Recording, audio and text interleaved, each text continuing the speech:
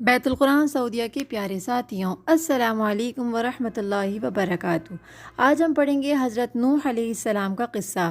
حضرت آدم علیہ السلام کے 1000 سال کے بعد حضرت نوح علیہ السلام دنیا میں آئے۔ حضرت نوح علیہ السلام کے آنے سے پہلے شیطان اپنی چال چل چکا تھا اور لوگوں کو بت پرستی پر لگا چکا تھا۔ اب حضرت نوح علیہ السلام نے آ کر لوگوں کو اللہ کی طرف بلانا شروع کیا اور خوب دعوت دی اور خوب محنت کی۔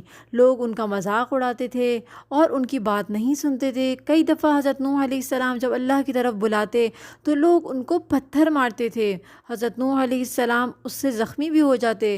کبھی حضرت نوح علیہ السلام کو ڈنڈوں سے مارتے اور حضرت نوح علیہ السلام گر جاتے تھے۔ حضرت نوح علیہ السلام کو لوگوں نے بہت تکلیفیں دیں اور ان کی بات نہیں مانی۔ حضرت نوح علیہ السلام نے اپنی محنت جاری رکھی اور لوگوں کو اللہ کی طرف بلاتے رہے۔ حضرت نوح علیہ السلام 950 سال تک لوگوں کو اللہ کی طرف بلاتے رہے۔ بہت تھوڑے لوگوں نے اللہ تعالیٰ کی بات مانی اور حضرت نوح علیہ السلام کی بات پر ایمان لائے۔ حضرت نوح علیہ السلام نے اللہ سے دعا کی کہ اللہ، یہ لوگ میری بات نہیں مانتے اور مجھے بہت تکلیف پہنچاتے ہیں۔ قرآن مجید میں جگہ جگہ اللہ نے حضرت نوح علیہ السلام کا قصہ ذکر کیا۔ قرآن مجید کے اندر پارہ نمبر 29 کے اندر اللہ نے سورۃ نوح ایک نازل فرمائی، جس میں حضرت نوح علیہ السلام کا پورا قصہ تفصیل سے ذکر کیا۔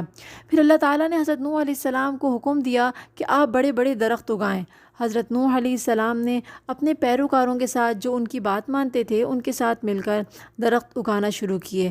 ایک عرصے تک انہوں نے درخت اگائے۔ جب بہت سارے درخت اگ گئے، 100-150 سال تک انہوں نے درخت لگائے۔ پھر اللہ تعالیٰ کی طرف رجوع کیا اور اللہ کو بتایا کہ اللہ، ہم نے درخت لگا لیے۔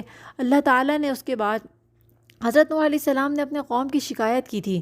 قرآن مجید میں اس کا ذکر ہے کہ انہوں نے اللہ سے ذکر کیا کہ اللہ، یہ لوگ میری بات نہیں مانتے، مجھے بہت تکلیف پہنچاتے ہیں اور عذاب کا مطالبہ کرتے تھے۔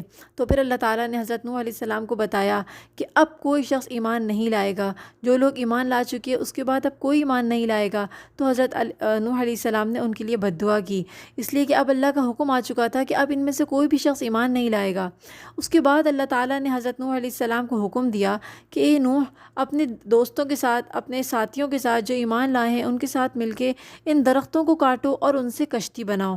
حضرت نوح علیہ السلام کے ساتھیوں نے مل کر درختوں کو کاٹنا شروع کیا اور پھر حضرت نوح علیہ السلام نے کشتی کا نقشہ بنایا۔ پہلے اللہ تعالیٰ کے حکم سے انہوں نے کشتی کا پورا نقشہ بنایا۔ حضرت جبرائیل علیہ السلام نے حضرت نوح علیہ السلام کی مدد کی۔ اس کے بعد انہوں نے نقشہ بنانے کے بعد اپنے ساتھیوں کے ساتھ مل کر ان درختوں کی کٹائی کرنے کے بعد ان سے کشتی بنانا شروع کی۔ بڑے بڑے تختے کاٹتے تھے، بڑے بڑے تختے کاٹ کر ان سے بہت بڑی کشتی بنائی۔ اس کے بارے میں آتا ہے کہ وہ 300 ہاتھ چوڑی، 1 میٹر لمبی اور بہت بڑی کشتی تھی۔ حضرت نوح علیہ السلام جب کشتی بناتے تو لوگ ان پر ہنسنے لگے اور ان کا مذاق اڑانے لگے کہ اس بیوقوف کو دیکھو، یہ پہلے بھی بیوقوفی کی باتیں کرتا تھا، پہلے نبی تھا اور اب بڑھا ہی بن گیا۔ خوب لوگ ان کے اوپر ہنستے، لیکن حضرت نوح علیہ السلام نے کسی کی پرواہ نہیں کی اور وہ کشتی بناتے رہے۔ اس کے بعد انہوں نے بہت بڑی کشتی بنائی اور پھر کشتی بنانے کے بعد اللہ تعالیٰ کو بتایا کہ اللہ، میں نے آپ کا حکم پورا کیا۔ اللہ نے کہا کہ اب میرے طوفان کا انتظار کرو، اور جب تمہارے گھر کے تنور سے پانی نکلے تو سمجھ جانا کہ اب طوفان آنے والا ہے۔ حضرت نوح علیہ السلام کی بیوی نے ان کو آ کر بتایا کہ تنور میں سے پانی آنے لگا جو ان کے گھر میں موجود تھا۔ حضرت نوح علیہ السلام سمجھ گئے کہ یہ اللہ کی نشانی ہے۔ وہ بھاگ کے گھر سے نکلے اور لوگوں کو بتایا جو مسلمان تھے کہ کشتی میں سوار ہو جاؤ۔ اب حضرت نوح علیہ السلام جب بارش ہونے لگی تو اس وقت بھی لوگ ان کا مذاق اڑانے لگے کہ اس بیوقوف کو دیکھو، اپنے ماننے والوں اور جانوروں کے ساتھ کیا کر رہا ہے۔ لیکن حضرت نوح علیہ السلام بہت جلدی میں تھے، اس لیے کہ وہ سمجھ گئے تھے کہ اب اللہ کا عذاب آنے والا ہے اور اس سے کوئی نہیں بچے گا۔ حضرت نوح علیہ السلام کے ماننے والے اس کشتی میں سوار ہونا شروع ہو گئے اور پھر حضرت نوح علیہ السلام نے سب سے پہلے اس میں جانوروں کو جانے دیا۔ اس کشتی میں حضرت نوح علیہ السلام نے 3 درجے بنائے، ایک میں جانور رہتے تھے، ایک میں انسان اور ایک میں پرندے۔ اس کے بعد پانی جو ہے بڑھنا شروع ہو گیا، بارش، اللہ قرآن میں فرماتے ہیں ہم نے آسمان کے دروازے کھول دیے اور خوب پانی برسا، زمین سے بھی پانی نکلا اور پانی ہی پانی ہر جگہ۔ حضرت نوح علیہ السلام کا ایک بیٹا تھا جو مسلمان نہیں تھا، وہ کشتی میں سوار نہیں ہوا، وہ درخت پر چڑھ گیا، وہ پہاڑ پر چڑھ گیا۔ حضرت نوح علیہ السلام نے اس سے کہا، بیٹے تم بھی میرے ساتھ اس کشتی میں سوار ہو جاؤ، آج اللہ کے عذاب سے کوئی نہیں بچ سکتا۔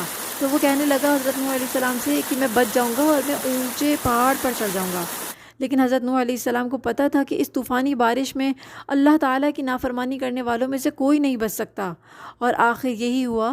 حضرت نوح علیہ السلام کی قوم کے لوگ جو نافرمانی کرنے والے تھے، جو کافر تھے، جو اللہ کی بات نہیں مان رہے تھے، وہ جو ہے سارے کے سارے غرق ہو گئے اس سخت بارش میں، اور اس میں حضرت نوح علیہ السلام کا بیٹا، اور ایک روایت میں آتا ہے کہ ان کی بیوی بھی جو ہے وہ مسلمان نہیں تھی، تو وہ بھی جو ہے اس بارش کے اندر غرق ہو گئی۔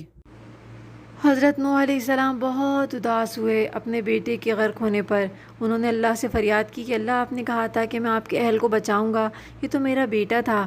تو اللہ تعالیٰ نے نوح علیہ السلام کو تنبیہ کی کہ اے نوح، یہ تمہارا اہل نہیں تھا، یہ مسلمان نہیں تھا، یہ تمہارے اہل میں شامل نہیں تھا۔ پھر نوح علیہ السلام نے اللہ سے توبہ کی۔ اب ہر جگہ پانی تھا، دنیا میں ہر جگہ پانی ہی پانی تھا۔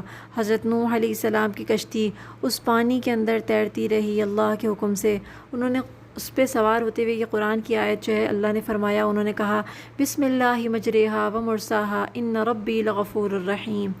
اب اس کشتی میں جتنے بھی جانور تھے وہ اللہ کے حکم سے بہت امن سے رہ رہے تھے۔ ان تمام درندوں کو اللہ نے ایک بیماری ڈال دی تھی تاکہ وہ کسی کو اذیت نہ پہنچائیں، اور تمام جانور سکون سے تھے۔ لیکن وہاں ایک چوہا تھا، چوہے جو تھے وہ بہت پریشان کر رہے تھے۔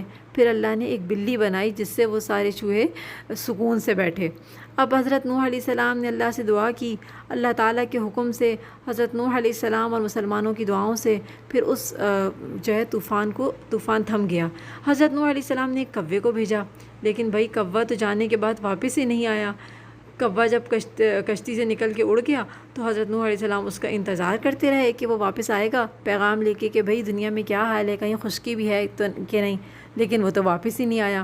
پھر نوح علیہ السلام نے ایک کبوتر کو بھیجا۔ کبوتر جو تھا اس کے بعد سے پیغام رسانی کے کام میں استعمال ہونے لگا۔ حضرت نوح علیہ السلام نے جب کبوتر کو بھیجا تو وہ گیا اور وہ پھر واپس ایک جو ہے ہرا پتہ لے کر آیا۔ بعض روایت میں آتا ہے کہ وہ زیتون کا پتہ تھا، تو اس کے واپس آنے سے جب وہ واپس آیا پتہ لے کے تو اس سے اندازہ ہوا کہ بھئی دنیا میں کہیں خشکی ہے اور اب جو ہے وہ پانی اترنا شروع ہو گیا ہے۔ پھر اللہ کے حکم سے حضرت نوح علیہ السلام کی دعا سے وہ کشتی جو تھی ایک بہت بڑے پہاڑ سے آ کر ٹکرائی اور رک گئی۔ حضرت نوح علیہ السلام نے جب وہ کبوتر واپس آ گیا اور پھر حضرت نوح علیہ السلام نے اللہ کے حکم سے وہ کشتی جب رکی تو جس پہاڑ پر رکی اس کا نام جودی پہاڑ ہے۔ وہ بہت بڑا پہاڑ ہے اور آج بھی اس کی نشانیاں موجود ہیں۔ قرآن مجید میں اللہ فرماتے ہیں کہ ہم نے اس کو نشانی بنا دیا اس کشتی کو۔ پھر اس کے بعد کشتی میں سے سب سے پہلے جانور اترے اور اللہ تعالیٰ نے حضرت نوح علیہ السلام اور تمام مسلمانوں کو نجات دی۔ نوح علیہ السلام نے اترنے کے بعد اللہ کا شکر ادا کیا، اور اللہ تعالیٰ نے اس کے بعد حضرت نوح علیہ السلام کی اولاد میں ان مسلمانوں سے دنیا میں آبادی شروع کی۔ اسی لیے حضرت نوح علیہ السلام کو آدم ثانی بھی کہا جاتا ہے۔ یہاں حضرت نوح علیہ السلام کا قصہ ختم ہوا۔ انشاءاللہ اب ہم آئیں گے آپ کے لیے ایک نیا اور سچا واقعہ لے کر، تب تک کے لیے اجازت دیجیے اور ہمارے چینل کو لائک، شیئر اینڈ سبسکرائب ضرور کیجیے۔ جزاک اللہ خیرہ۔ السلام علیکم ورحمۃ اللہ وبرکاتہ۔